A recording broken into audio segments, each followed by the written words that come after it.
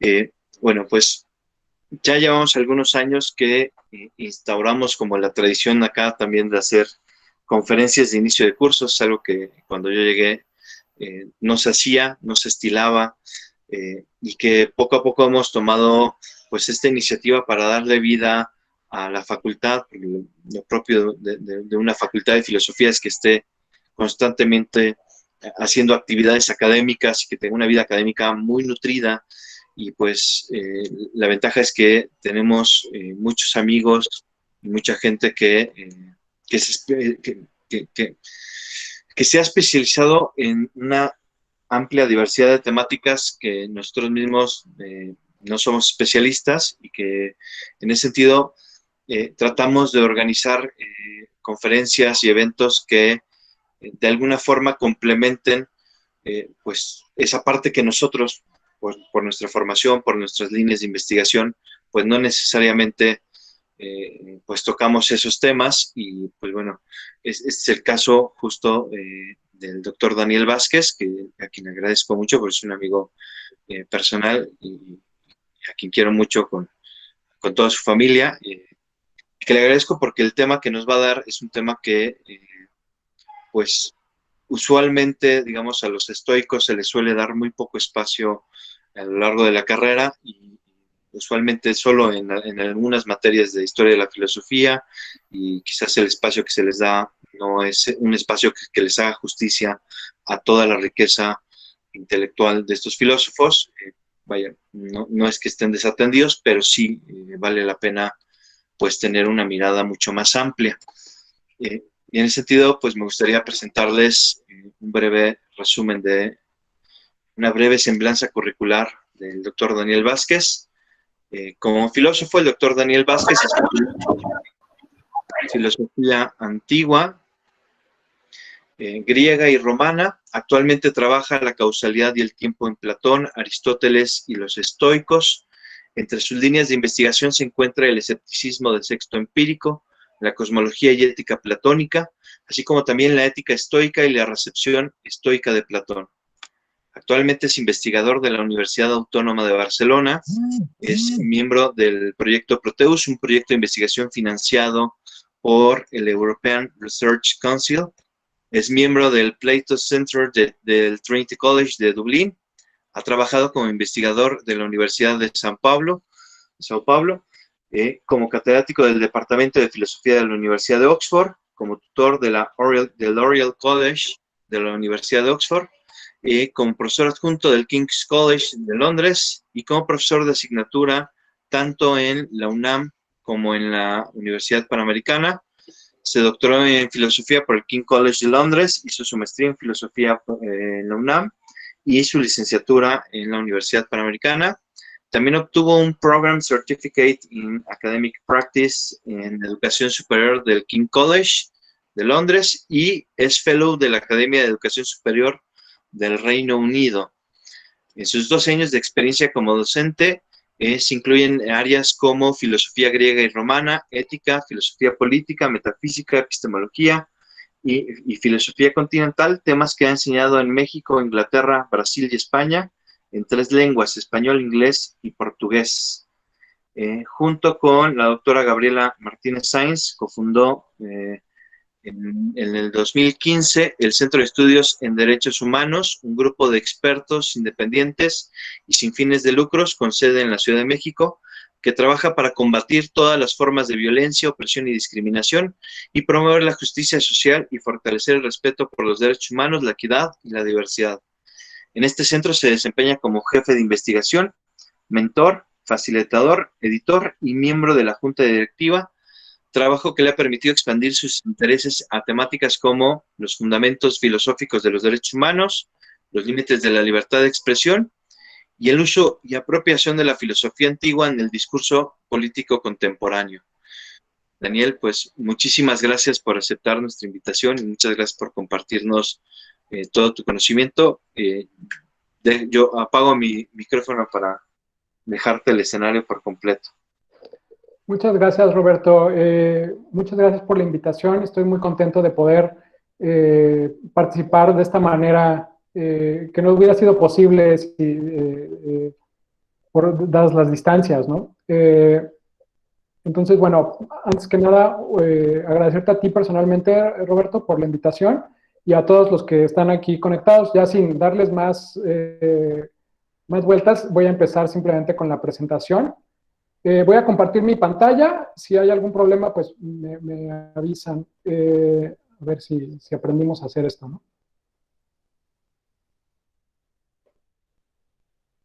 Vale. Bueno, la plática, como ya vieron, es reacciones inmorales ante la injusticia y en específico sobre el análisis estoico de la ira y la venganza. La plática tiene 3 objetivos. El primero va a ser reflexionar de manera general sobre cómo debemos reaccionar ante la injusticia. Y para ello, de alguna manera, lo que voy a hacer es introducirlos un poco a la respuesta estoica a esta pregunta, que me parece es una respuesta que, por un lado, es muy interesante, aunque vamos a ver, me parece es también una respuesta muy distinta o que parte de presupuestos muy distintos a los que quizá hoy en día tenemos la mayoría de las personas. Y entonces ese contraste, espero, nos ayude a reflexionar sobre el tema. Después, al final, voy a dedicar un último espacio a discutir algunos de los peligros del uso y el abuso de la teoría estoica en el contexto actual y de cómo a veces se usa el discurso estoico o las fuentes estoicas en ciertos contextos actuales políticos de una manera quizá inadecuada, y que es algo que hoy en día hay que tener en cuenta cuando nos aproximamos a los autores estoicos. Bueno, pues digamos que no quiero abrumarlos mucho con la injusticia en el mundo actual, pero todos estamos bastante conscientes de muchísimos temas que reclaman nuestra atención, que digamos que el mundo está lleno de injusticias de todo tipo, a todos los niveles. Aquí hay algunos ejemplos como la brutalidad policial o las injusticias causadas por el calentamiento global, la trata de personas, todo tipo de discriminación o la violencia en diferentes ámbitos, pero incluyendo la intrafamiliar. Entonces, al menos de inicio, parece que es difícil difícil no aceptar la idea de que vivimos en un mundo plagado de injusticias. Algunas son pequeñas y triviales, pero también hay otras que son terribles e intolerables. Entonces son estas 2 cuestiones algo que parece obvio. Y las injusticias parecen causadas por todo tipo de personas, por desconocidos, por conocidos, pero también muchas veces por amigos, familiares e incluso por nosotros mismos. Algunas injusticias también ocurren con poca frecuencia, pero otras se repiten una y otra vez de manera frecuente o diaria en nuestra vida.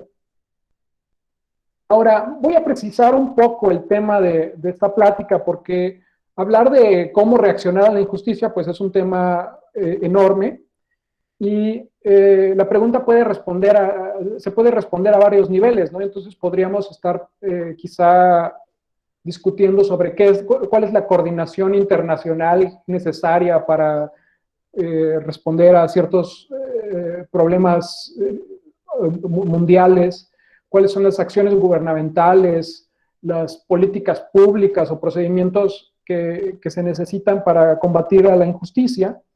Bueno, pues en esta plática no me voy digamos que a detener en eso, sino que me voy a centrar en las reacciones ante la injusticia a nivel individual. Y bueno, me parece que son importantes también porque forman la base para las demás respuestas, para las demás reacciones. Ahora, no voy a hablar tampoco sobre acciones concretas, ¿no? De cuál es la reacción concreta en un caso específico de injusticia, sino sobre el carácter general y la motivación, lo que nos mueve a reaccionar ante la injusticia de cierta manera. Y más acotado, más en específico, lo que me interesaba para esta plática era discutir o reflexionar sobre cuáles son las reacciones equivocadas ante la injusticia. Porque muchas veces pensamos que, bueno, necesitamos que la gente reaccione ante episodios de injusticia, pero quizá no reparamos en que también tenemos que reflexionar cuál es la manera adecuada de reaccionar ante la injusticia. Y cuando no reflexionamos sobre este tema, nos puede llevar a titubear, a quizá no actuar ante una injusticia, o a actuar de una manera indebida y entonces empeorar la situación. Entonces, digamos que debido a eso me parece que es un tema que vale la pena reflexionar un poco. Ahora, ¿cuáles son las reacciones comunes ante la injusticia? Bueno, podríamos hablar de muchas, pero algunas serían, por ejemplo, la indiferencia, la desesperanza cuando nos damos cuenta que son muchísimas y que nuestra capacidad de cambiar la situación es digamos que muy poca. También a veces simplemente sentimos tristeza, dolor o indignación, frustración, enojo, rabia, ira, odio. Entonces hay como todo un espectro de posibles emociones que desencadena el darnos cuenta de estar sufriendo una injusticia o de ver una injusticia. Ahora,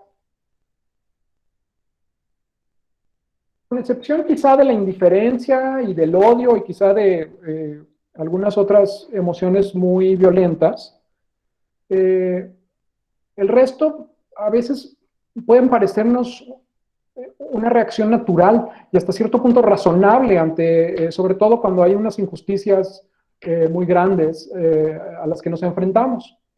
Y ciertas reacciones de las que enlistaba parecen incluso apropiadas. Ahora, algunas de estas emociones parece que tienen una doble reputación. Y con eso me refiero a que, por un lado, creemos que ciertas reacciones son esperables, sería incluso como extraño no reaccionar de cierta manera ante una injusticia, no indignarse o no enojarse. Pero por otro lado, si esas reacciones se salen de control, también las juzgamos como algo negativo. Entonces hay algunas de estas reacciones que, dependiendo de su intensidad, tienen una buena reputación o una mala reputación. Por otro lado, muchos de los argumentos que se utilizan, que por ejemplo utilizan los activistas o los educadores para llamarnos a actuar en contra de una injusticia, pues suelen apelar a estas emociones, apelar a que nos indignemos, a que nos enojemos, a que nos duela y nos frustre la situación, para que con esas emociones decidamos pues tomar cartas en el asunto y empezar a actuar y cambiar las cosas. A todo este contexto voy a contraponer el análisis estoico, que va a ser algo que en principio va a parecer bien distinto, pero espero que también nos resulte interesante. Los estoicos, voy a tener que, digamos que simplificar o resumir bastante las cosas y voy a tener que dejar de lado algunos elementos importantes, pero con el tiempo que tengo espero darles una introducción al análisis estoico. Entonces hay dos tesis que me interesa, digamos que, comunicarles, que los estoicos sostienen. La primera es que todas las emociones deben ser eliminadas, incluso las que son una reacción ante la injusticia. Y los estoicos son muy famosos por eso, y ya veremos que quizás son a veces no se les entiende qué es lo que quieren decir con eso, y lo voy a explicar después, pero digamos que a primera impresión pues parece una tesis muy extraña. La segunda es quizá incluso más extraña, y es que piensan que el único mal y el único tipo de injusticia es el que cometemos en contra de nosotros mismos. Y eso va a tener unas consecuencias bastante drásticas. Ahora, para explicar la primera, que es que debemos eliminar nuestras emociones, pues digamos que es importante ver que los estoicos definen a las emociones de una manera muy específica, que va a explicar por qué creen que hay que eliminarlas. Entonces, las emociones, o muchas veces se traduce como pasiones, pero es el término que en griego es pathos. Las emociones son impulsos excesivos y desobedientes a la razón. Y eso es lo que, digamos que, la forma en que los estoicos definen a las emociones. Y ellos distinguen cuatro tipos de emociones o de pasiones, y digamos que incluyen todos los deseos, todos los miedos, muchos tipos de sufrimientos e incluso de placer. Digamos que para adelantarles un poco, la ira es un tipo especial de deseo. Ahora, ¿cuál es el problema que los estoicos ven con las emociones o con las pasiones? Pues el problema principal es que una vez que las personas se encuentran en un estado emocional,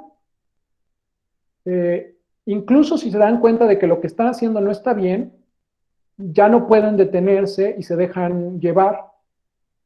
Y ese es digamos que el principal problema que los estoicos ven ante esto.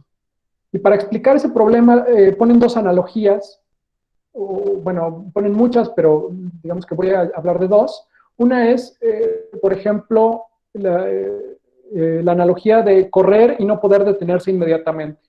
Entonces, ellos explican que cuando uno camina,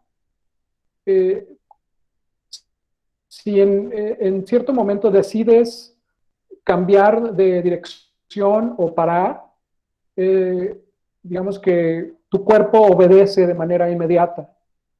Pero cuando corres, tomas tanto impulso que detenerse o cambiar de dirección es mucho más difícil, porque el impulso te impide detenerte. Aunque tomes la decisión de detenerte, necesitas al menos tomar unos pasos extras o incluso más para poder detenerte, porque el impulso es demasiado como para que tu decisión de detenerte sea inmediata.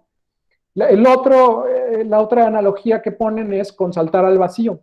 Y aquí esta proviene de Séneca y explica que aunque si estamos en algún lugar muy alto y en un acantilado o lo que sea, y estamos decidiendo si saltar o no, antes de saltar tenemos la capacidad de controlar si saltamos o no, pero una vez que hemos saltado al abismo, aunque nos arrepintamos de lo que hicimos, ya es imposible detenernos y vamos a inevitablemente caer al suelo.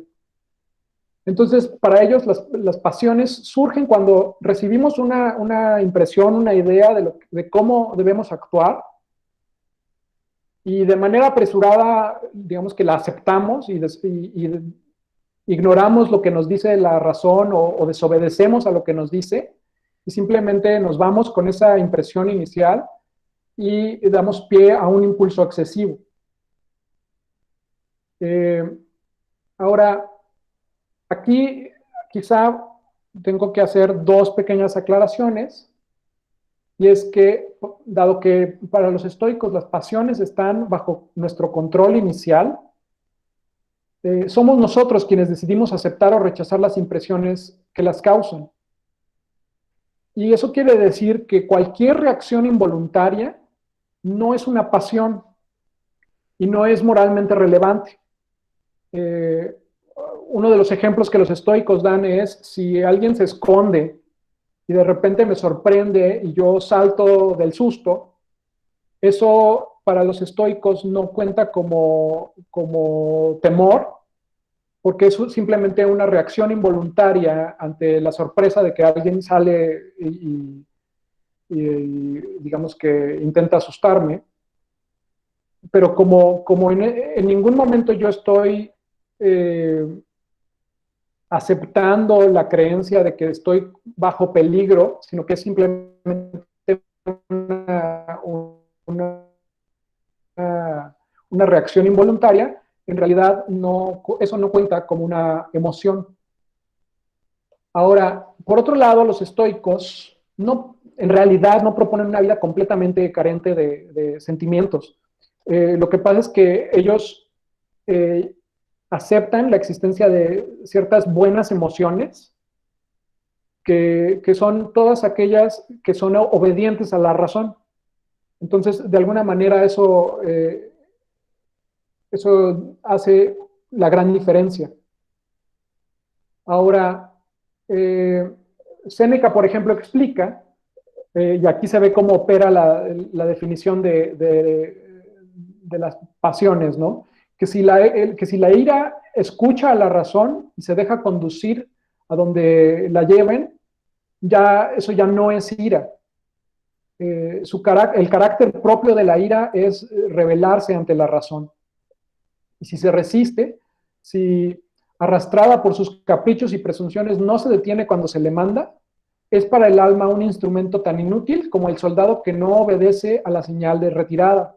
Y esto es una de las ideas por las cuales Séneca dice que a pesar de que parecería que hay instancias en las que es útil enojarse o que digamos que ser iracundo tiene algún beneficio, en realidad es un error, porque en realidad no estamos, cuando nos dejamos llevar por la ira, no estamos nosotros en control de la situación, sino que es la ira la que está controlando lo que sucede.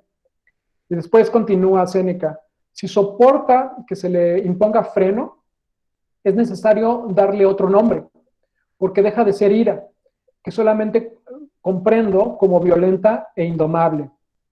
Entonces, si no lo soporta, es perniciosa y no puede contarse entre las cosas que nos ayudan. Y entonces, o no es ira o es inútil. Hay dos pasiones que parecen relacionadas con la injusticia en el análisis estoico.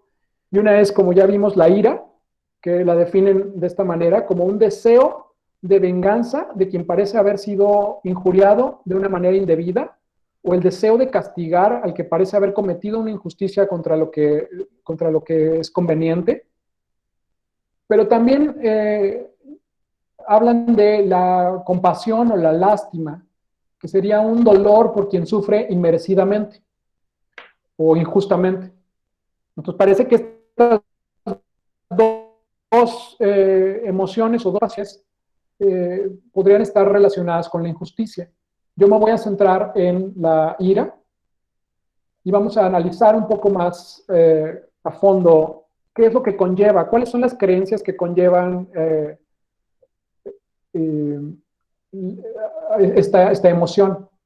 Pues parece que si analizamos lo que está presupuesto en la ira, se vería algo como esto que pongo aquí, que por un lado es, bueno, parece que una persona es responsable de una acción y esa acción la hizo de manera intencional.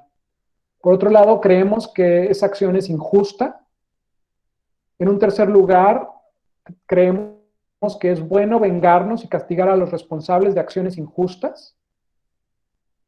Y todo eso está presupuesto en creer que es bueno vengarse y castigar a esa persona por haber cometido una acción injusta. Entonces parece que la ira comienza cuando aceptamos esa última creencia, cuando asentimos a ella. Entonces eso constituye o da inicio a nuestra ira, a nuestro deseo de vengarnos. Ahora, si analizamos esta lista de creencias, parece que una persona puede estar equivocada en cada una de estas creencias. Por ejemplo, puede que nos hayamos equivocado en la evaluación de los hechos. Quizá no fue la persona que pensábamos la responsable de la acción, o no fue una acción intencional, o quizá no realizó esa acción, sino que realizó otra acción, ¿no? Entonces puede haber como errores en nuestras creencias sobre lo que sucedió en los hechos. Por otro lado, también puede ser que estemos equivocados en nuestra evaluación de la acción y estamos equivocados en pensar que la acción que se cometió fue injusta.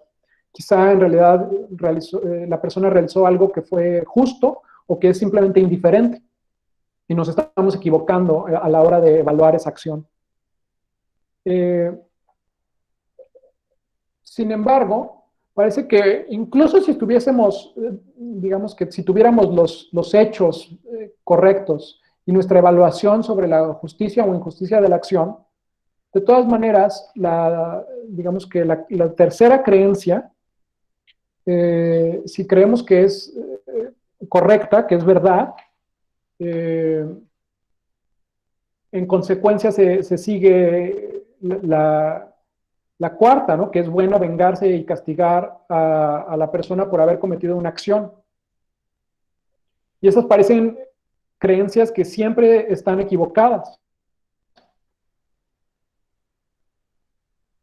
O al menos nos dirían muchas personas. Pero quizá tenemos alguna razón para no aceptar a estas creencias. Muchas veces puede ser que aceptemos las primeras tres y a lo mejor es posible no aceptar la última, pero porque tenemos, digamos que nos interfiere alguna otra pasión como el miedo. Entonces podemos pensar que es bueno vengarnos y castigar a los responsables, pero si estamos en una situación en donde morimos de miedo, quizá no vamos a aceptar que es bueno vengarse y castigar a esa persona, al menos no en un momento en el que tenemos miedo. Ahora, quizá vale la pena dedicarle un poco a, digamos que, mencionar por qué no debemos vengarnos y castigar a los responsables de acciones injustas.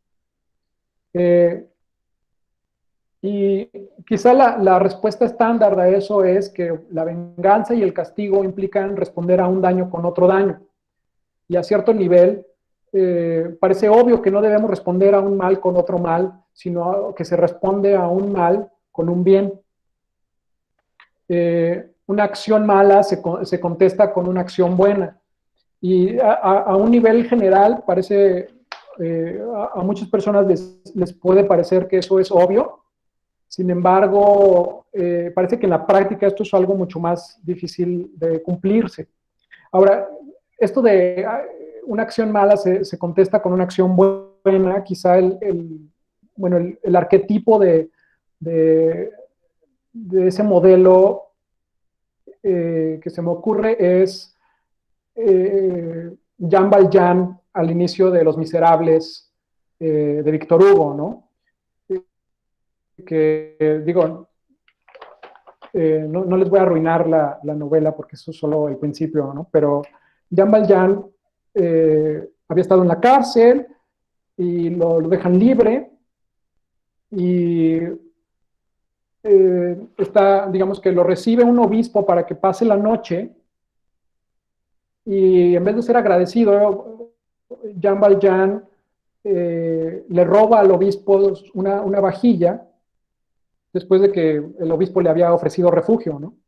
Y para mala suerte de Jean Valjean, la policía lo captura, pero el obispo llega y lo que le dice a la policía es que en realidad él le regaló la vajilla, o sea, como que pretende que no fue un robo, sino que el obispo le regaló la vajilla, incluso le da 2 candelabros más, y entonces la policía lo deja ir, y el obispo lo perdona por el robo, y simplemente le hace prometer que va a cambiar su vida, y Jean Valjean, pues digamos que este acto de bondad lo hace realmente cambiar su vida, y digo, ese es como lo que todo el mundo quisiera que sucediera cada vez que contestamos un mal con un bien, pero en la práctica esto muchas veces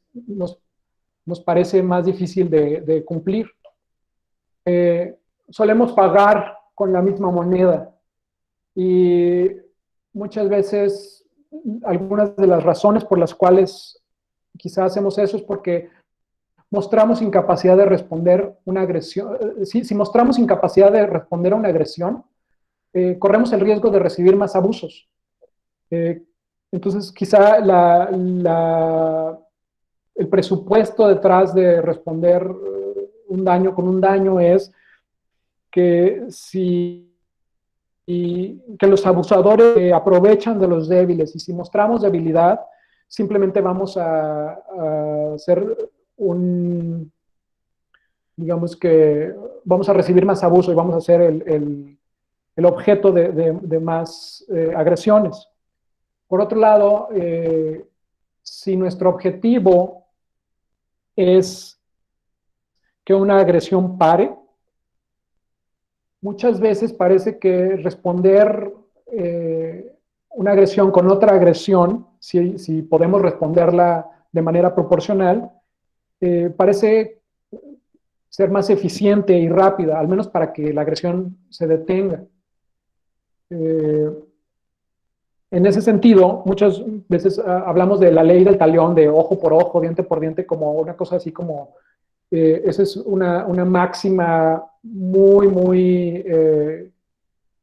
básica e inadecuada para, digamos que, reflexionar el tema de la justicia. Y sin embargo, la ley del talión ya es un gran avance porque demanda reciprocidad en el castigo. Lo de un ojo por un ojo, porque ya intenta ponerle límites a la venganza. Si pensamos en el análisis de la ira que veíamos hace un segundo, la ira es un deseo de vengarse, y no desaparece hasta que satisfacemos ese deseo. Sin embargo, no hay un criterio objetivo para esa satisfacción del deseo de venganza. Entonces, una persona puede quizá satisfacer su deseo de una manera desproporcionada, es decir, puede que reciba una injusticia aparente muy pequeña, y una persona puede quizá necesitar de una venganza gigantesca para satisfacer su deseo de castigo y venganza. Entonces no hay en la estructura de la ira ningún límite. Y la ley del talión ya le estaría como poniendo al menos un límite, en el sentido de que ya tienes que, no puedes ir más lejos de lo que la reciprocidad demandaría. Ahora, no vivimos bajo este tipo de leyes, pero la justicia retributiva, es decir, digamos que pensar que es correcto pagar una injusticia con un castigo que va a dañar a la otra persona, pues todavía es una idea que prevalece en muchos niveles, tanto institucionales como muchos niveles y lugares, tanto a nivel institucional como a nivel interpersonal. Si alguien llega y nos ofende o si alguien nos agrede de cierta manera, muchas veces la reacción inicial o la reacción que tomamos es regresar esa agresión, ¿no? Nos empujan y empujamos de regreso. Entonces, socialmente, quizá estamos muy lejos de vivir de acuerdo a la norma a la regla de responder a un mal con un bien. Ahora, ¿por qué los estoicos rechazan la venganza y el castigo? Y esto, aquí es cuando los estoicos quizá dan una respuesta un poco diferente a la que nosotros daríamos. Pero se basa en algunas ideas como que quizá no son tan, que algunas no son tan difíciles de aceptar y hay un punto de quiebre en donde se vuelve cada vez más difícil de seguir, pero los estoicos simplemente están siguiendo como el argumento hasta sus últimas consecuencias, ¿no? Entonces, los estoicos, lo primero que distinguen es que unas cosas dependen de nosotros y otras no. Y lo único que piden es que seamos muy honestos con esta distinción, porque piensan que mucho de nuestros problemas están derivados, o se derivan de no comprender esta distinción de manera honesta y pensar que hay cosas que no están en nuestro control, pero que creemos o que deseamos que estén en nuestro control. Y cuando no tenemos eso claro, pues entonces eso da pie a todo tipo de pasiones y sufrimiento. Ahora, para ellos hay muy pocas cosas que dependen de nosotros, pero la felicidad es algo que depende de nosotros mismos. Es decir, no necesitamos, nuestra felicidad no depende de cosas que no están bajo nuestro control. Esto hace que la felicidad esté abierta a todo el mundo. Es decir, no hay, digamos que no hay condiciones, requisitos indispensables, externos, mínimos, más allá de la capacidad racional de nuestra alma para que podamos alcanzar la felicidad. Y esa es una tesis quizá muy atrevida de los estoicos, pero están muy comprometidos a que la felicidad solamente dependa de nosotros. Ahora, los estoicos también creen que la felicidad solo puede alcanzarse a través de vivir una vida virtuosa y que la virtud es el único bien absoluto. Eso quiere decir que cualquier otra cosa que consideremos como buena es porque está relacionada con la virtud. Ahora, cualquier acción no conectada con la virtud, de acuerdo a los estoicos, entonces no puede llamarse buena. Pueden ser malas, indiferentes o incluso apropiadas, pero no buenas. En muchos casos, lo que parece una injusticia en nuestra contra, pues debe ser, bajo el análisis estoico, en realidad considerada como algo indiferente. Y aquí los estoicos son muy severos y muy insistentes en que muchísimas de las cosas que creemos que son una injusticia, que sufrimos, en realidad son indiferentes. Y esto incluye la privación de la libertad física, la confiscación de bienes, el asesinato de seres queridos, o sea, tortura, maltrato, lo que se les pueda imaginar, una condena de muerte. Todo eso para los estoicos es moralmente indiferente. Ahora, si están en lo correcto, si eso es verdad, pues la recompensa es enorme en el sentido de que sería imposible que algo externo a nosotros mismos nos causara un daño. Claro que es muy difícil en realidad, digamos que comprender de manera cabal y completa esta forma de pensar de los estoicos, y los estoicos mismos reconocen que es muy difícil y que solamente un sabio lograría comprender esto de una manera completa. Pero bueno, debido a digamos que a ese análisis, a esos puntos de partida, los estoicos piensan que el único mal y el único tipo de injusticia es la que cometemos en contra de nosotros mismos. Y ese tipo de injusticia es son aquellas decisiones y aceptar aquellas creencias que nos apartan de la virtud. Ahora, regresando a nuestro análisis de la ira, evaluara con cuidado la situación, descubriría, según los estoicos, que, bueno, los demás no cometen injusticias en nuestra contra, como vimos, solamente nosotros podemos cometer injusticias en contra de nosotros mismos, los demás no cometen injusticias en nuestra contra, que todas las acciones destinadas a causarnos un mal de manera intencional en realidad fracasan. Es decir, no es que los demás no estén intentando hacernos daño. Eso puede suceder, que alguien esté intencionalmente digamos que deseando hacernos daño. Pero para los estoicos, todas esas acciones en el fondo fracasan. No pueden realmente dañarnos. Las personas sufren en realidad porque creen.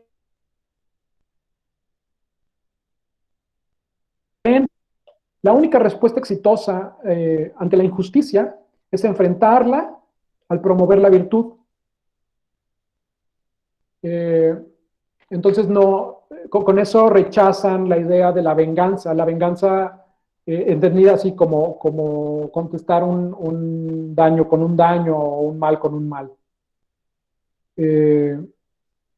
Ahora, de acuerdo a este análisis, quizá quedan algunas preguntas sin responder. Por ejemplo, algunos se preguntan si la ira en el análisis estoico conlleva dolor. Entonces, por ejemplo, la profesora Francesca Alese piensa que la ira es una pasión compleja que implica dolor ante un daño que se ha recibido y que después se intenta responder, ¿no? Y entonces es una combinación de dolor por la injusticia y de deseo de vengarla. Sin embargo, yo no estoy como completamente convencido. Creo que hay instancias en donde quizá la ira no conlleva dolor, sino que la persona acepta que sufrió una injusticia, pero sin necesariamente sufrir dolor.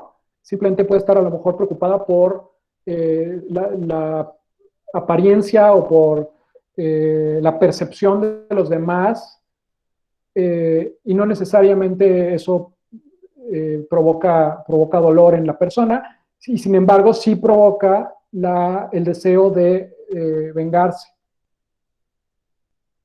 Sin embargo, quizá es posible tener las dos cosas, ¿no? Dolor ante una injusticia y al mismo tiempo, o bueno, no al mismo tiempo, pero también como reacción a eso, un deseo de vengarse, pero no me parece que sea necesario.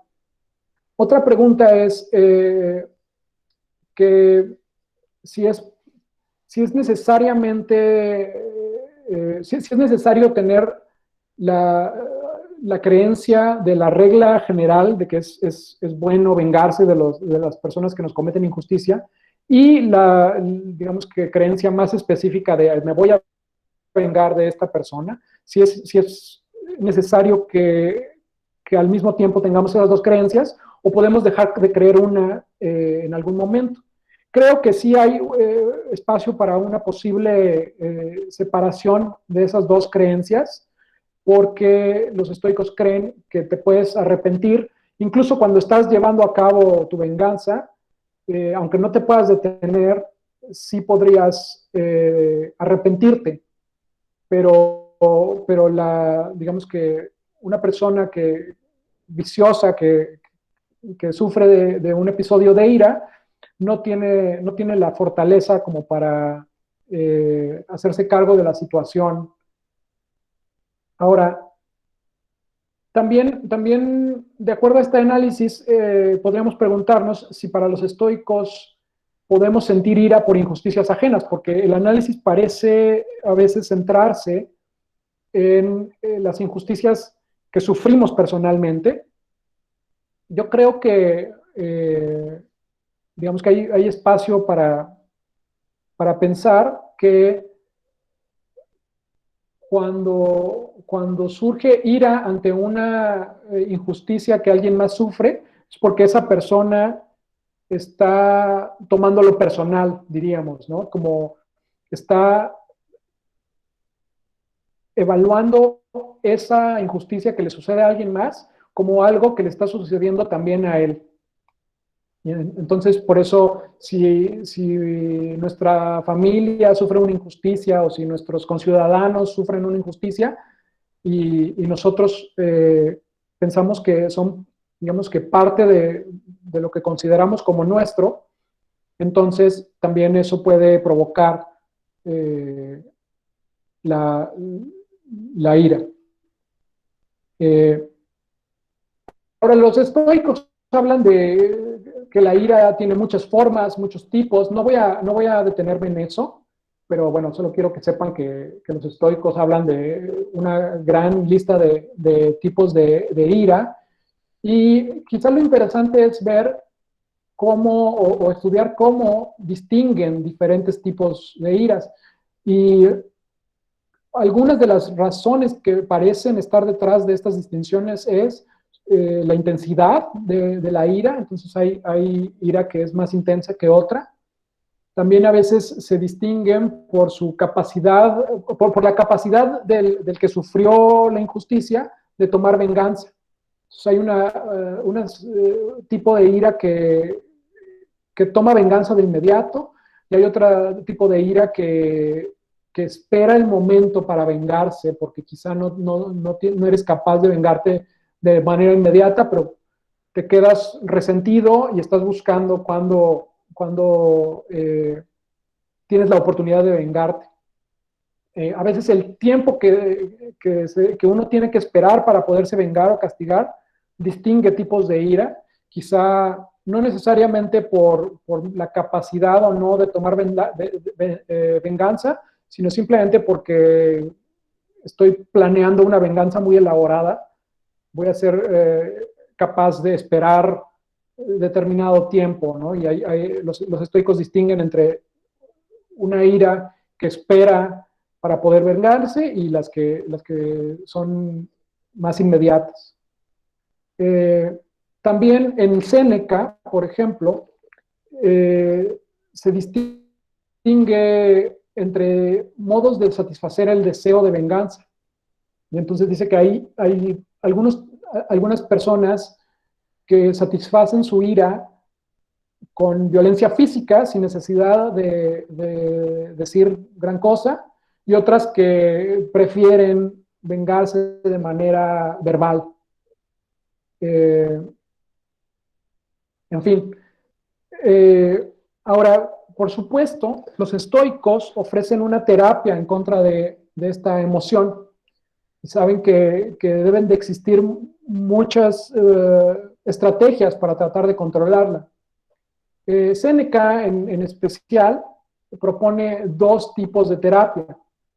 Una es para resistir la ira, y incluye como muchos argumentos para comprender por qué la ira no ayuda en nada. Otras son, digamos que simplemente conocer historias de cómo personas que se dejan llevar por la ira cometen atrocidades, que después son totalmente, se arrepienten de ellas, ¿no? También propone muchas prácticas para retrasar la aceptación de la ira y como darle tiempo a la razón para evaluar mejor la situación y entonces no apresurar sus juicios. El segundo tipo de terapia no es preventiva, sino como paliativa, es para aquellas personas que tienden a ser iracundas y que necesitan contener su ira. Aquí ofrece algunas cosas que quizá son útiles y otras que a lo mejor no tanto. Pero, por ejemplo, dice simplemente que combatir la ira en sus inicios es más fácil que esperarse a tratar de combatirla cuando ya se ha apoderado como de nosotros.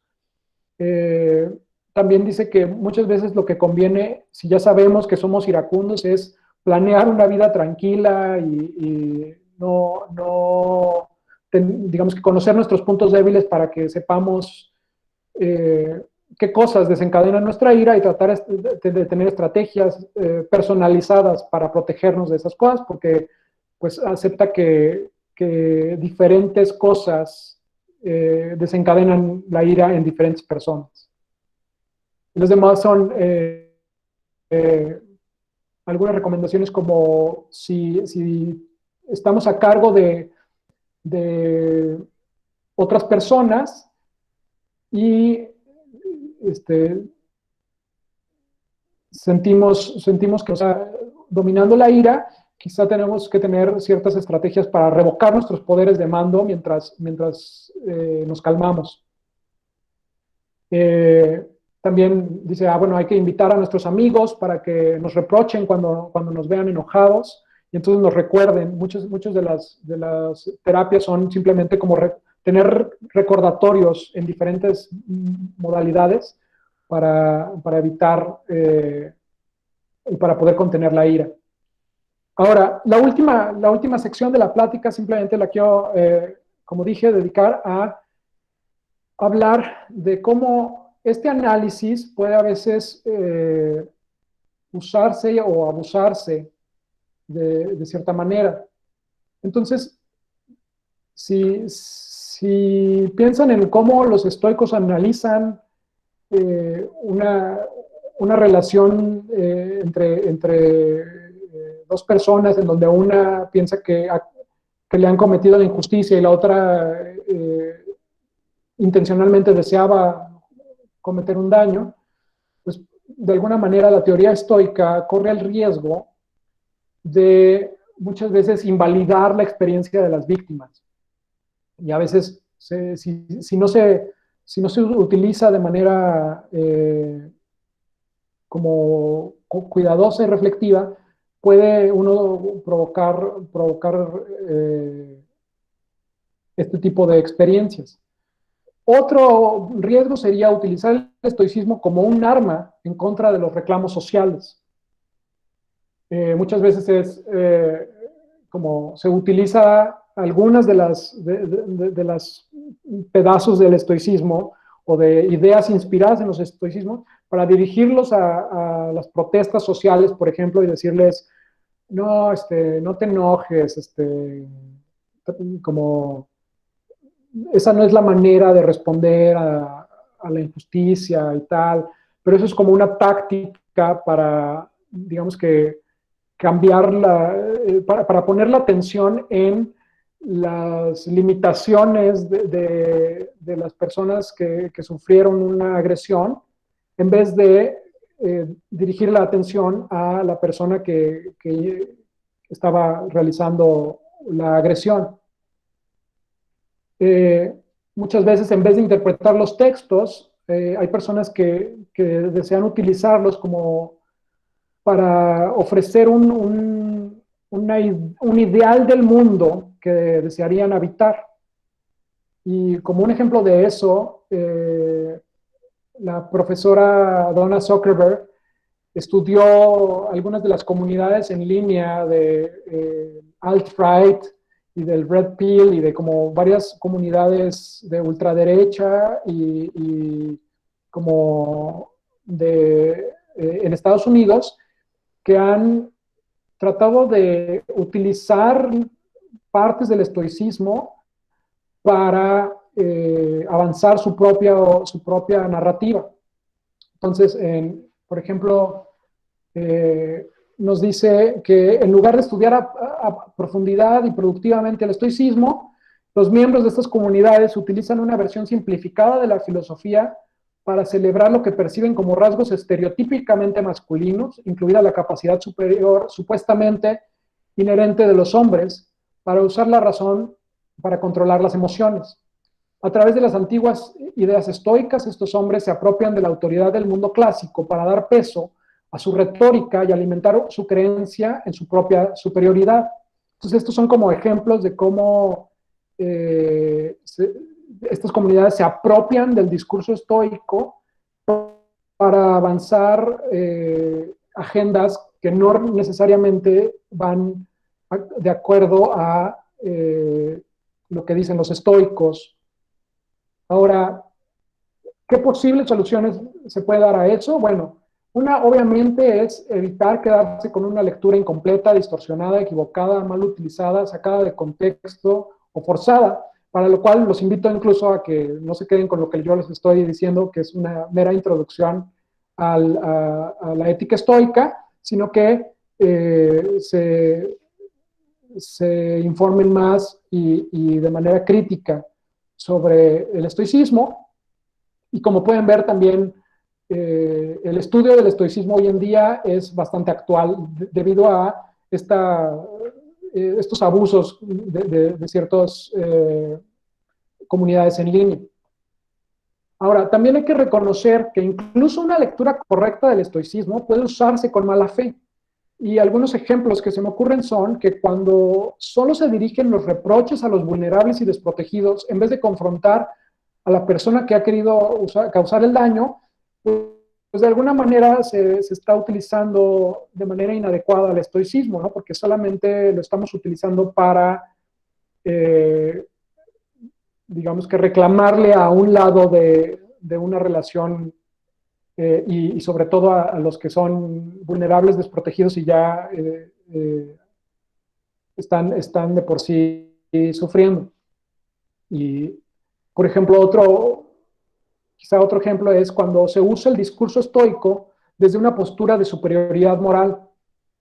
Y esto es problemático porque los estoicos saben que llegar a comprender el estoicismo y a convertirse en un sabio estoico es una cuestión muy difícil de lograr.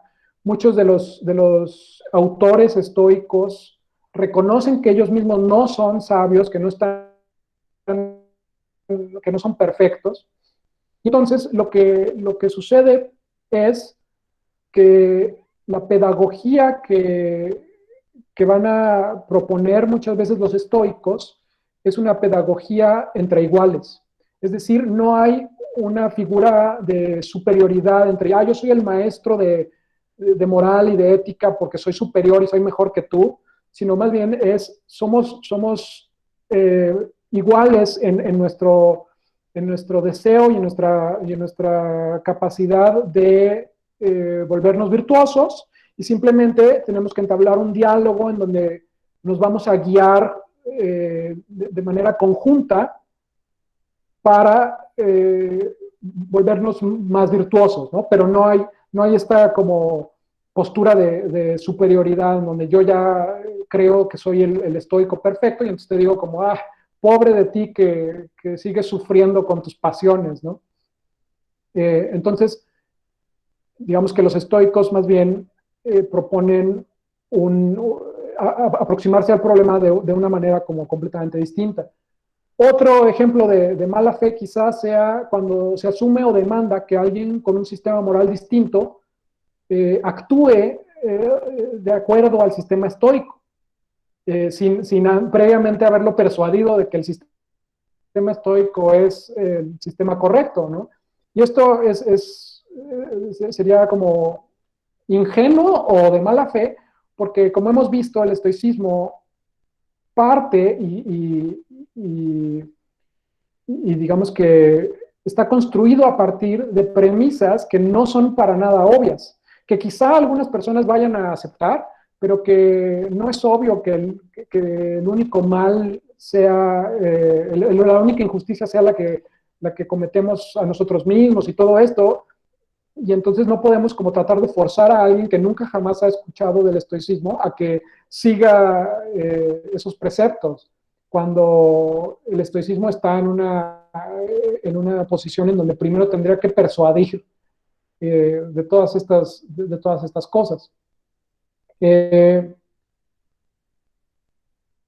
Hay, por último, unas cosas que tendríamos que tener en cuenta al aproximarnos al estoicismo y sobre todo a su uso y abuso actual, porque hoy en día está muy de moda en ciertos contextos, quizá no estos abusos tan flagrantes como en las comunidades del alt-right, pero hay muchos libros de superación personal, de cómo ser un estoico y tal, que no profundizan necesariamente muchos elementos.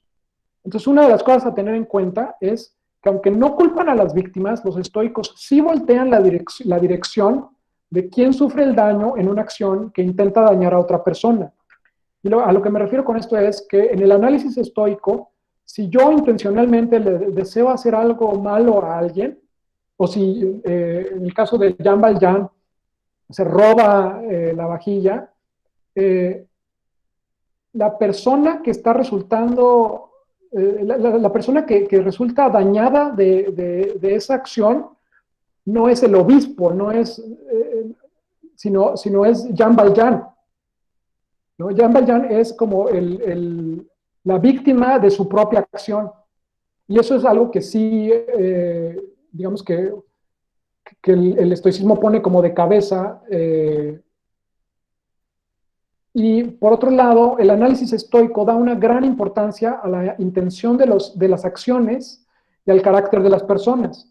Y muchas veces, mucho del discurso de protesta y de tratar de avanzar causas sociales, muchas veces me parece que presupone un modelo, un modelo ético completamente distinto. Por ejemplo, como cuando se presupone un modelo consecuencialista, en donde las acciones son buenas o malas dependiendo del resultado de esas acciones y no de la intención que uno tenía de esas acciones. Entonces, cuando una persona, digamos que está evaluando la situación desde otra ética completamente distinta, pues eso de alguna manera entra en tensión con el análisis estoico, en donde donde si no hay una intención, digamos que de dañar a la otra persona, entonces no hubo un mal moral. Por último, los estoicos intentan controlar a los que sufren y confrontar a los que intentan dañar o herir a los demás. Y esto, pues muchas veces no se le pone suficiente atención. La emoción que debe acompañar a estas acciones son, por ejemplo, la benevolencia, la bondad, la precaución y la serenidad. Y los estoicos tienen todo un conjunto de teorías políticas sobre cómo, digamos que, intentar avanzar en temas de justicia y de virtud, que muchas veces eso como que nadie lo menciona y entonces se utiliza de manera inadecuada el discurso de los estoicos.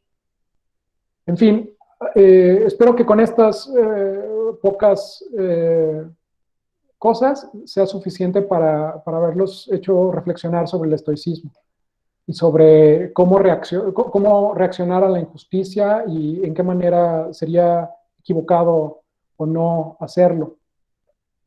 Muchas gracias por tu atención.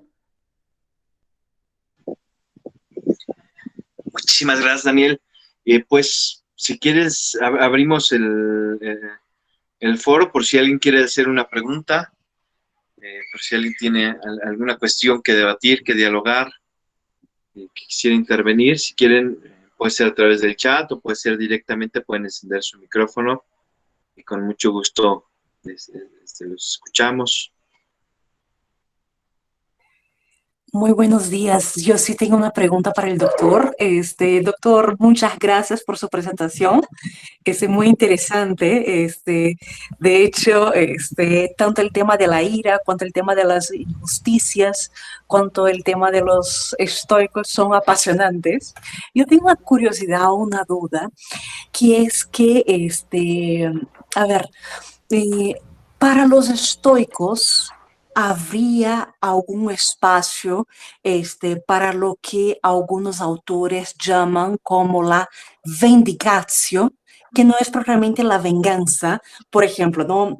El clásico ejemplo que utiliza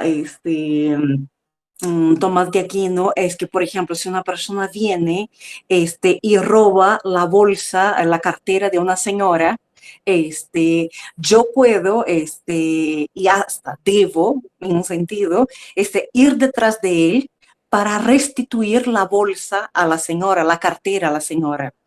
En ese sentido, no estaría, el eje central no sería probablemente buscar dañar al otro por el daño recibido, sino restituir un cierto orden, ¿no es cierto? Claro, a lo mejor se puede decir que más daño sufre la persona que ha robado, porque es un mal moral, que la persona que ha sido robada. Es verdad también. Pero claro,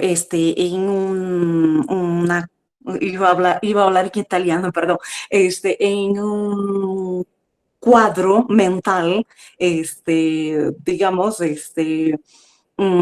que no separa tanto los bienes de los bienes morales. En el caso, ambos hubieran sufrido daño de distinto tipo. De hecho, es muy socrático, muy platónico y muy aristotélico pensar que más daño sufre el malhechor que la persona que sufrió el daño, porque uno se desvirtúa moralmente y el otro no.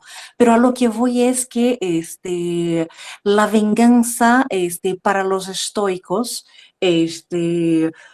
podría también encontrar alguna apertura hacia la vindicatio, o es algo completamente ajeno a su pensamiento. Muchas gracias. Muchas gracias. Digamos que de manera breve lo que podría decir es que o sea, de la venganza me parece recordar que en los textos sí lo que presuponen es que es simplemente como regresar un daño con un daño, ¿no? Y si eso es la venganza, entonces claramente está como fuera de lugar, ¿no? Lo que a veces encuentra uno en Séneca es que habla del castigo de una manera en donde no necesariamente implica dañar al castigado, ¿no? Y entonces, muchas veces, por ejemplo, dice que hay veces que se pone un castigo o se pone una consecuencia que tiene como la vestimenta de castigo, pero que en realidad su intención es beneficiar a la persona a la que está dirigida. Y digo, y los estoicos o sea, pueden incluir incluso castigos corporales y cosas así, ¿no? O sea, como la analogía que usa ahí Séneca, si recuerdo bien, es que es como cuando el doctor tiene que abrirte para poderte curar, ¿no? O sea, que a veces sí es incluso justificado utilizar cierto grado de violencia física, pero, o sea, lo importante es que la forma en la que lo conciben es que se hace en beneficio de la persona, ¿no? Pero, vaya, o sea, en la Roma de Séneca, él incluso deja en algún momento espacio para decir que en algunos casos extremos, incluso la muerte es un beneficio para el condenado. Por eso, de alguna manera, digamos que me mantuve durante la plática a cierto nivel de generalidad, porque cuando uno llega a los ejemplos, pues se ve cómo los diferentes estoicos, pues ya se comprende mucho más su contexto sociocultural histórico, ¿no? Y cómo quizás si uno piensa que, bueno, de estos principios éticos necesariamente tendríamos que pensar que el castigo corporal o que la muerte está fuera de lugar. No necesariamente, ¿no? Pero digamos que es una cuestión de si se puede o no encontrar una justificación, ¿no? Y si llegarse después uno con una mejor justificación, entonces se tendría que seguir a la recta razón y seguir al mejor argumento, ¿no? Ahora, entonces, en ese sentido creo que no como venganza, pero sí como castigo, muchas veces hablan de castigos que están destinados a hacerle un bien al castigado. Lo que sí es que no están dispuestos a aceptar que el que sufrió la acción sufrió una injusticia, porque eso pone en riesgo, digamos que la idea de que la felicidad está en nuestras manos, ¿no? Si ellos aceptan que los demás pueden dañarnos, entonces todo el proyecto de que la felicidad esté por completo en nuestras manos se viene abajo. Muchísimas gracias. Daniel, en el chat hay una pregunta de Steven Valencia. Dice, si pensamos el hecho de la ira o la venganza como respuestas a sucesos de injusticia, que no solo es tratado por los estoicos, sino también por pensadores ilustrados como Adam Smith, en la teoría de los sentimientos morales, eso que llamamos venganza resulta necesario como simple sentimiento y no como práctica, para dar a conocer al victimario que la acción ejercida sobre alguien no resulta benéfica. ¿Acaso esto no fue pensado por los mismos estoicos?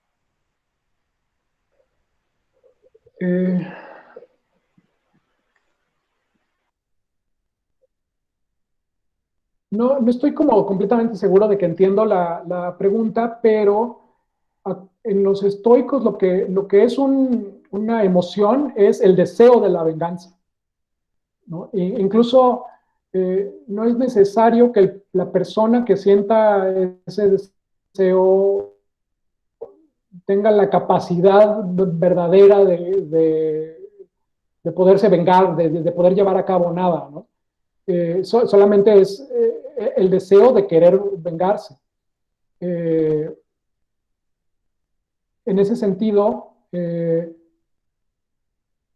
no sería un simple sentimiento, pero no sé si estoy comprendiendo el punto principal de la pregunta.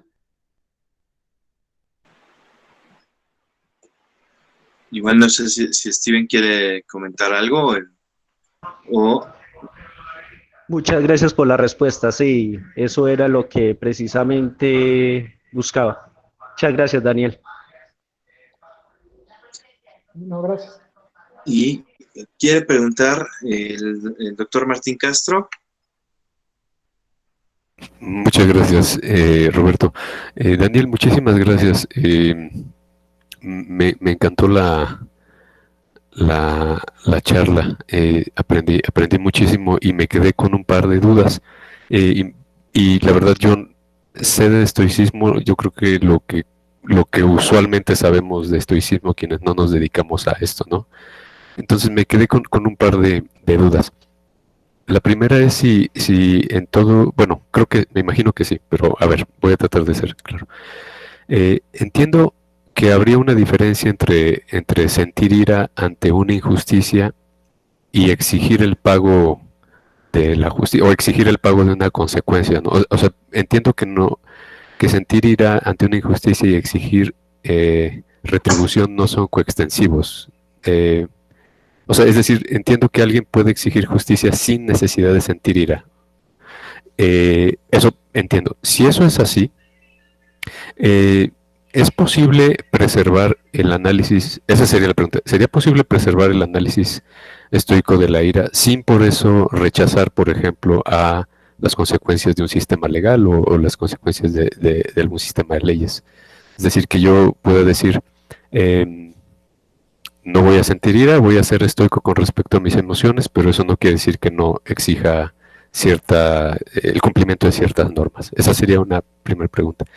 Y la segunda, aprovecho de una vez, es si el análisis estoico exigiría una consistencia emocional. ¿En qué sentido? Eh, Me parecería que si el análisis estoico te recomienda, por las razones que nos expresaste, ¿no? Si recomienda que no sintamos, que no padezcamos tristeza, sí también recomendaría, pues, no padecer alegría. Por las mismas razones, o sea, porque hay cosas que no podemos controlar, etcétera, por las razones que nos daban. En cuyo caso, me quedé pensando con los últimos comentarios que hacías, de si exigiéramos esta consistencia emocional, si también sería incorrecto utilizar la crítica estoica de mala fe, por ejemplo, para reprochar a las personas privilegiadas o a las personas que se etiquetan como fifís, ¿no? O a las personas afluentes y exitosas, ¿no? No sé si están más o menos claras mis preguntas. Me encantaría saber lo que piensas. Gracias. Muchas gracias por las preguntas, están muy interesantes. A ver si logro como contestarlas verdaderamente, ¿no? Pero si no, me avisas. La primera sobre como la relación que tiene con el sistema legal, los estoicos sí creen que, de hecho, a lo que quieren que uno llegue es a poder tomar decisiones basadas, digamos, a que las personas tomen decisiones basadas en la razón, decisiones, digamos, que respeten las reglas de la razón en su actuar, ¿no? Si la legislación en la que uno está resulta que respeta la recta razón, eso entonces, digamos que iría de acuerdo a los estoicos, y los estoicos no tendrían ningún problema. De alguna manera, lo que buscan es justo que incluso si digamos que hay alguna normativa para castigar o para, digamos que resolver cierta situación, simplemente que lo haga uno sin ceder a la ira. Porque dicen, bueno, incluso si uno está tratando de seguir los lineamientos de la ley y tal, pero estás enojado, pues entonces siempre hay espacio para que el juez dé una sentencia más grave, ¿no? O sea, más alta de lo que quizá haría si estuviera como dueño de sus emociones. Lo que sí es que los estoicos proponen un cosmopolitanismo que lo que, digamos que presupone es que hay una especie como de ley natural, y esa es la ley que el sabio estoico debe de seguir y por la cual se debe de regir. Y si eso de manera accidental corresponde con la ley positiva, entonces pues la ley positiva se tiene que seguir. Y si no, el estoico quizá, depende de la situación, pero quizá está en un deber de tratar de cambiar esa legislación o de hacer algo al respecto, ¿no? No necesariamente de incumplirla, ¿no? Pero de quizá llevar a cabo acciones para que se cambien.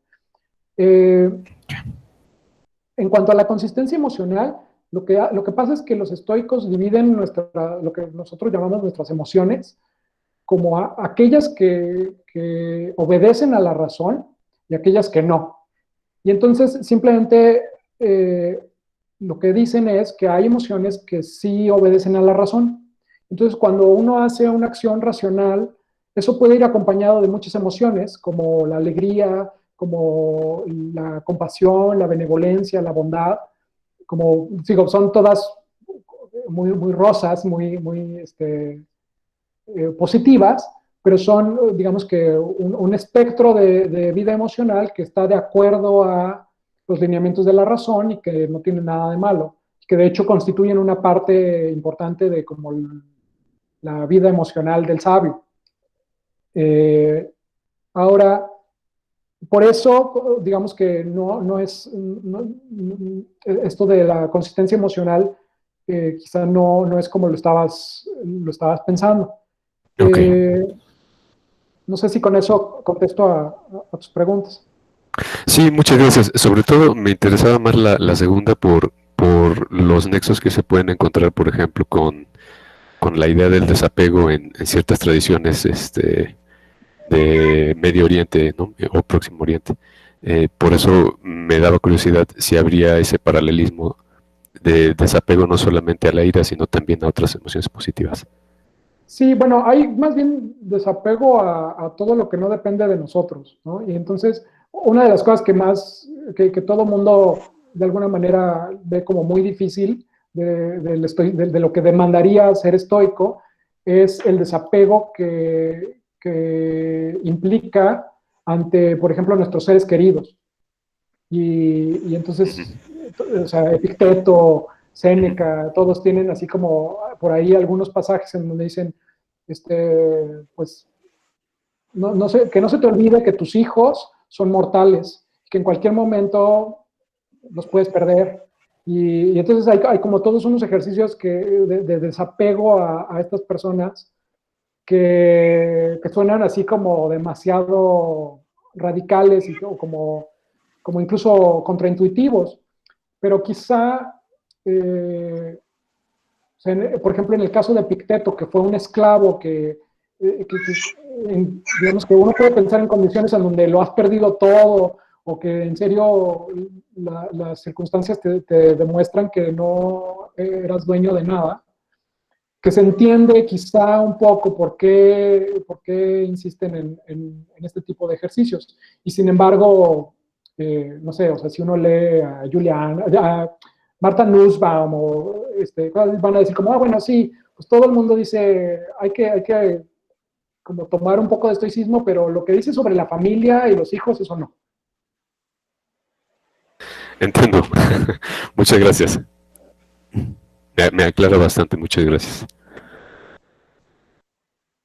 Daniel, en el chat, Cristian Eduardo Equijúa pregunta si tienes alguna bibliografía que le puedas recomendar para introducirnos en el estoicismo, o en la filosofía estoica. Sí, quizá para mí el texto para introducirse al estoicismo mi texto favorito para introducir a las personas al estoicismo es Epicteto, ¿no? El Enquiridión o el manual de Epicteto, y quizá las meditaciones de Marco Aurelio, pero hay que saltarse el libro 1 porque ese libro 1 son puros como agradecimientos y cosas así. Pero digo, sí, también Séneca tiene las cartas las cartas morales son muy buenas, son muy accesibles, y digamos, con una pequeña introducción que se lea a esos textos, creo que son textos muy accesibles. Quizá ya después, entonces uno puede ir a los fragmentos de los estoicos más antiguos, ¿no? Y como ponerse a estudiar el volumen de Boeri y Salles sobre los fragmentos de los estoicos antiguos, pero bueno, eso ya es como más, digamos que un paso más adelante, aunque las introducciones que ellos dan también a los diferentes temas son bastante valiosas. Eso sería como mi recomendación. Y también pregunta Paniel, dice, muchas gracias Dani, muy interesante. Yo te preguntaría si estas teorías de la virtud son incompatibles o no con la visión aristotélica de la virtud y el hábito prudencial. Ok. Bueno, depende, ¿no? Supongo que hay ciertos elementos compartidos. Sin embargo, y esto es algo que no incluí en esta plática, ¿no? Pero, o sea, los estoicos son materialistas, además, tienen una concepción de la virtud como, en donde piensan eh, que hay una distinción muy nítida entre ser virtuoso y ser un tonto, malo, muy miserable, ¿no? Y ahora, yo creo que en muchos sentidos es compatible, pero hay algunos elementos que son quizá muy severos y muy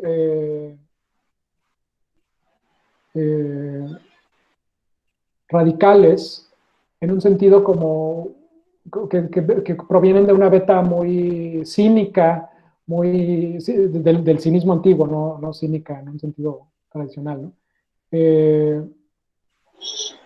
Ahora, quizá sí, sí hablan también lo que pasa es que ellos no hablan de la virtud en los mismos términos que Aristóteles. Ahí estoy titubeando porque hay como una gran discusión sobre si los estoicos tuvieron acceso a los textos de Aristóteles o no. Entonces hay como, en las interpretaciones, quizás hay dos campos. Y es muy difícil probar que tuvieron acceso a Aristóteles, pero si uno asume eso, entonces empieza a haber como muchos parecidos, pero otras personas no están tan de acuerdo. Entonces no sabría responder a la pregunta de Paniel así rápidamente. Hay una pregunta de Sergio Vázquez, pero yo creo que estaba acotada como en algún momento de la charla o en algún momento que estás respondiendo. No sé, Sergio, si quisieras explicarnos tu duda. Sí, es correcto. Se refería a la primera intervención.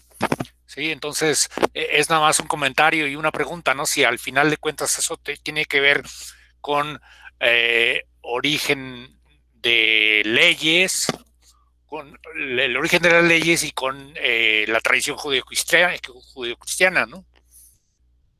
Pero básicamente es en relación a la primera intervención. Sí, los estoicos, aunque digamos que fueron los enemigos principales del cristianismo en cierta etapa, también los autores neoplatónicos, digamos que los incorporaron a su pensamiento de una manera un poco como apropiándoselos, pero después esos pensadores también pasaron como a la tradición judeocristiana y entonces sí al final tuvieron un impacto importante en la tradición judeocristiana. Pero bueno, ese es un tema como que da para largo. Sí, muchas gracias, Daniel.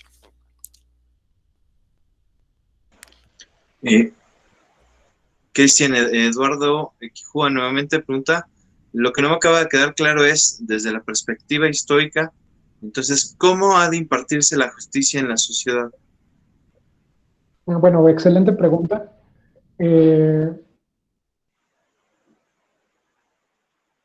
Pues eso está como bastante discutido. Lo que proponen los estoicos es un estado, o sea, como el estado estoico es lo que dicen es que somos ciudadanos del cosmos, ciudadanos del mundo entero, ¿no? Y que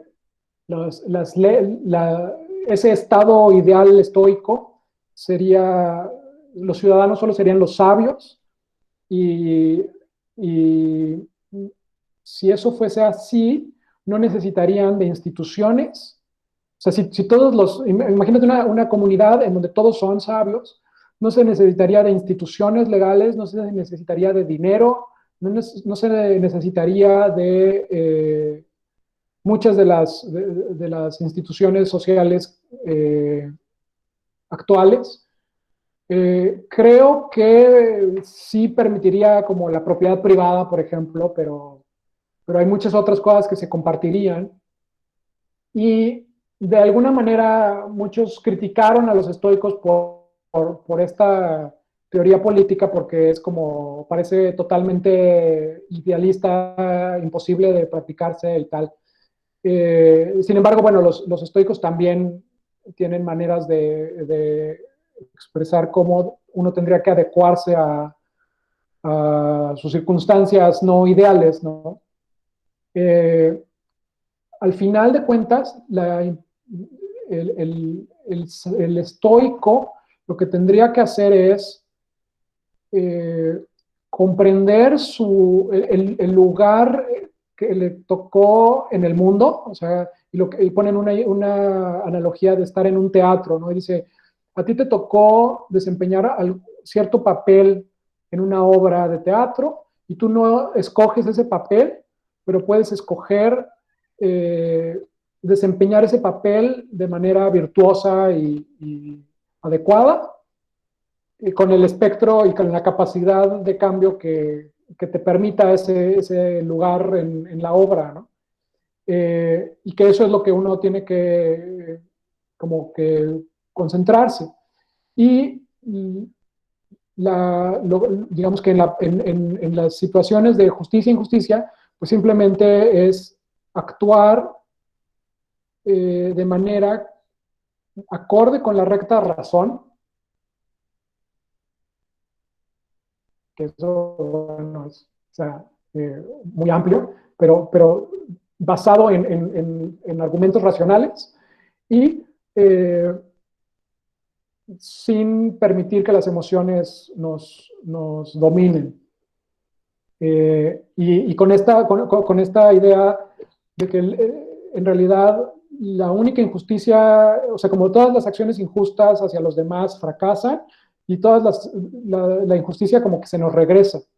Entonces todas las acciones y digamos que la impartición de justicia tendría que idealmente estar dedicada a ayudarnos a no hacernos daños a nosotros mismos. Entonces, si alguien comete un crimen y tal, sigue siendo una injusticia, sigue siendo un crimen, pero porque esa persona se está haciendo daño a sí misma. Y esa persona es la que necesita quizá recibir ayuda. Eso es lo que dicen.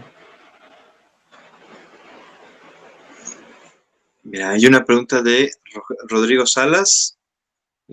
Yo creo que van a ser las últimas preguntas porque ya estamos en tiempo. Dice, muchas gracias, profesor. Una pregunta, cuando Marco Aurelio dice que la mejor venganza es ser distinto a aquel que cometió la injuria, aquí podría verse un enfoque quizás un poco distinto sobre la justicia, centrándose en quien recibe el daño más que en quien lo comete. Más aún, Marco Aurelio menciona en las meditaciones que no debe enojarse ni desesperarse con los viciosos, y más bien debe enfocarse en mejorarse a sí mismo y ser tan virtuoso como le sea posible, ya que lo primero está fuera de su control. Esto no podría leerse como una suerte de negación a la noción de un juez que puede determinar un castigo o retribución sobre otros. Me parece una idea muy curiosa e interesante, especialmente por ser él un emperador. Sí, eso estás en lo correcto, y no solo Marco Aurelio, sino otros estoicos también. Digamos que la preocupación primaria de los estoicos es que uno aprenda a gobernarse a sí mismo. Por eso, digamos que no encuentra uno mucho sobre qué hacer con los demás, ¿no? Siempre es como muy introspectivo. Esto, por un lado, por esto de que muchas veces todo lo que hacen o no hacen los demás está fuera de nuestro control, y que lo más importante es centrarse en desarrollar nuestra propia virtud. Sin embargo, muchas veces desarrollar nuestra propia virtud nos llevaría a consolar a los demás y digamos que llevar a cabo ciertas acciones para, si estamos en el papel indicado, detener a aquellos que están intentando hacer un daño a los demás.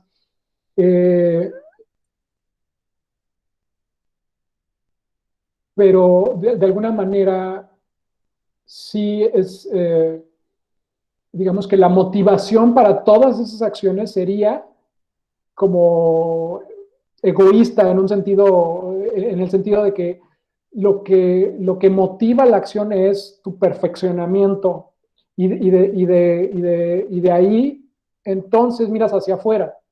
Pero también los estoicos tienen esta teoría de la oikeiosis, que es que uno tiene que también comprender no solo su lugar en el mundo, sino que tiene que empezar a extender su círculo digamos que de lo que te importa. Entonces dice, bueno, tienes que darte cuenta que los demás no son otros externos que no tienen nada que ver contigo, sino que en realidad somos todos partes de un mismo universo y que todos estamos interconectados y que entonces todos importamos de la misma manera y tal. Y entonces la manera en que proponen avanzar en ese tema es decir, bueno, lo que quizás más te importa es tú mismo y tu sobrevivencia, y después la de tu familia y la de tus amigos y así, ¿no? Entonces lo que dicen es, bueno, hay que expandir esos círculos, ¿no? Y entonces tienes que amar, o sea, como, bueno, no amar, pero ver por los demás, por tu familia como si fueras tú mismo, y ver a tu familia como si y ver a tus amigos como si fueran parte de tu familia, y ver a los desconocidos como si fueran tus amigos, y así poco a poco, porque en el final lo que dicen es que es como tener una mano en donde uno ve solamente los dedos separados y cree que son entidades distintas, y luego cuando comprendes cómo funciona el cosmos, te das cuenta que todos estamos como que somos parte de un mismo cosmos, y que entonces nada debe de ser realmente, nada nos debe ser realmente ajeno.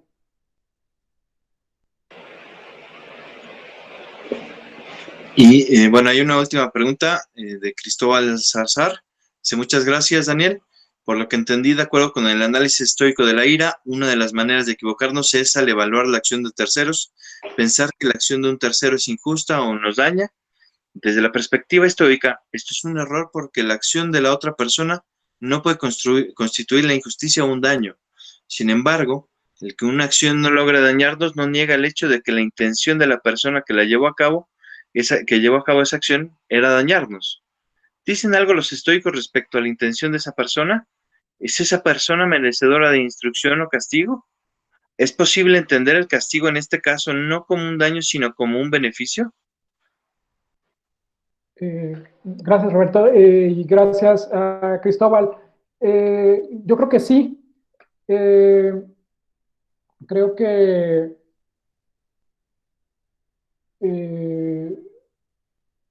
es para ellos importante, y creo que sí merece un castigo, pero y de hecho esas acciones no dejan de ser injustas. Lo que pasa es que es más bien quién está recibiendo la injusticia lo que cambia en el análisis estoico, ¿no? Entonces, si alguien llega y me agrede de cierta manera y tal, se está cometiendo una injusticia, pero no es una injusticia en mi contra. Para mí, si yo fuese un estoico, tendría que decir, esa agresión es indiferente para el desarrollo de mi virtud, y como el desarrollo de mi virtud es lo único que importa y lo único que garantiza mi felicidad, entonces eso que sucedió a mí me es indiferente, no es un daño.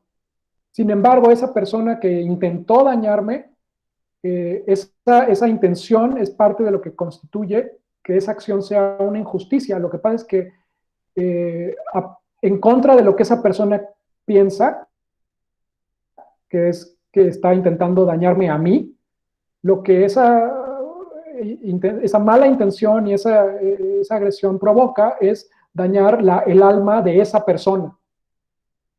Y entonces esa persona necesita quizá un castigo, pues, si lo entendemos como algo, una acción que le ayude a alinear de mejor manera su alma y, digamos, que dejar de cometerse una injusticia a sí mismo. Entonces, en términos prácticos, uno podría, con un análisis estoico, de todas maneras, justificar que haya como consecuencias a este tipo de acciones. Simplemente es como el quién está sufriendo la injusticia lo que cambia.